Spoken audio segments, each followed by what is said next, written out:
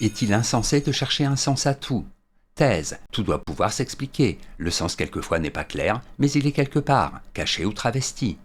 Antithèse, certaines choses, dans notre monde, n'ont pas de sens, et ne méritent pas qu'on s'épuise à en chercher un. Thèse, tout doit avoir un sens. En effet, tout ce qui concerne l'homme a un sens. La raison humaine, par nature, veut donner un sens à tout ce qui est. Une chose qui n'en a aucun reste hors de portée de la raison. Premier argument, la psychanalyse est une quête originale du sens. Avant les recherches de Sigmund Freud, il semblait insensé de chercher un sens aux rêves, aux lapsus, aux actes manqués. Pourtant, l'analyse de l'inconscient a permis de donner un sens à ce qui semblait ne pas en avoir. Nous ne sommes donc pas autorisés à rejeter hors des frontières de l'humain ce que nous ne comprenons pas encore. Deuxième argument, la recherche du sens est recherche de vérité. Le sens d'une chose, d'un geste, d'un mot, d'un objet, d'une œuvre, est ce que cette chose nous fait connaître au-delà de sa matérialité. Ce sens peut être unique, simple ou multiple et complexe. Cela va du sens d'un geste jusqu'aux diverses interprétations d'une œuvre d'art. Mais refuser le sens par crainte d'interprétation fantaisiste n'est pas une solution raisonnable. Troisième argument, sens et bon sens ne doivent pas être dissociés. Seul l'insensé s'arrête à l'apparence des choses. L'homme de bon sens cherche à comprendre et cherche le sens. Il n'y a pas de honte à ignorer le sens des choses, mais on n'a pas le droit de renoncer à donner du sens à ce qui est. Il faut toujours chercher à rendre clair ce qui est obscur, à rendre cohérent ce qui est confus.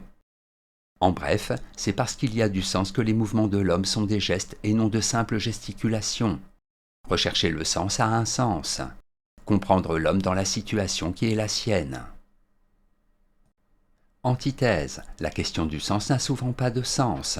En effet, seul le vérifiable et l'intelligible sont doués de sens, et certaines choses sont absurdes. Or, l'absurde, c'est l'absence de sens. Il est totalement insensé de chercher du sens à l'absence de sens. Premier argument, tout n'a pas nécessairement de sens. Selon Wittgenstein, aucun discours sensé n'est possible sur les essences ou sur le monde considéré comme un tout. Seules les propositions vérifiables ont un sens. Il n'y a du sens que lorsque le discours est intelligible. Une proposition n'est douée de sens que si elle se prête à la vérification. Deuxième argument, chercher un sens n'a pas toujours du sens. Chercher du sens, c'est déterminer la finalité que l'on peut donner à un phénomène afin de l'intégrer au plan général que l'on prête à quelque intention directrice, Dieu, la raison ou la nature. S'il n'y a pas d'intention directrice, il est insensé de chercher un sens. Il ne s'agit là que d'une vaine recherche destinée à rassurer l'esprit. Troisième argument, la recherche du sens est illusoire. Nous voulons à tout prix découvrir un sens à tout parce que nous voulons que l'existence ait un sens, qu'elle tende vers une certaine fin. Cependant, selon Nietzsche, nous avons inventé l'idée de but, mais dans la réalité, le but manque. Généalogie de la morale. Il nous faut comprendre l'absolue nécessité de toute chose en dehors de toute idée de finalité.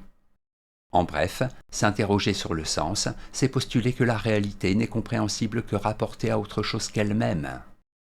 Le réel est parfois désordonné, mais rien ne nous oblige à conférer de l'ordre à ce qui n'en a pas.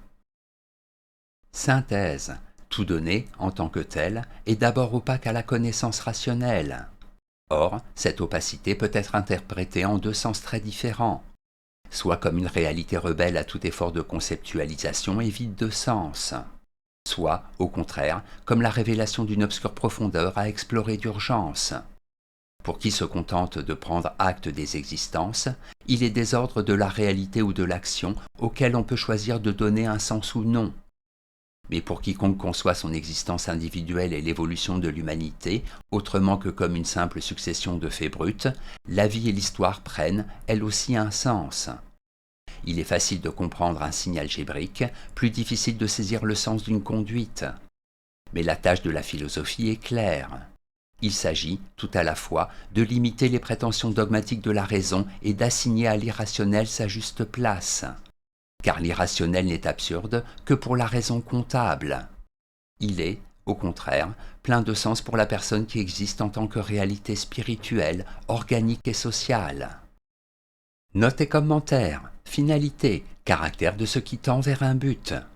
Lapsus, faute d'inattention dans la parole, lapsus linguae, ou l'écriture, lapsus calami, consistant à dire écrire, entendre ou lire un mot pour un autre, apparemment par hasard. Sens, mot plurivoque, par lequel on entend la signification, mais aussi l'orientation, la direction, le projet, le but. Citation, l'être l'emporte sur le non-être. Il y a une raison pour que quelque chose existe plutôt que rien. Leibniz, de l'origine radicale des choses.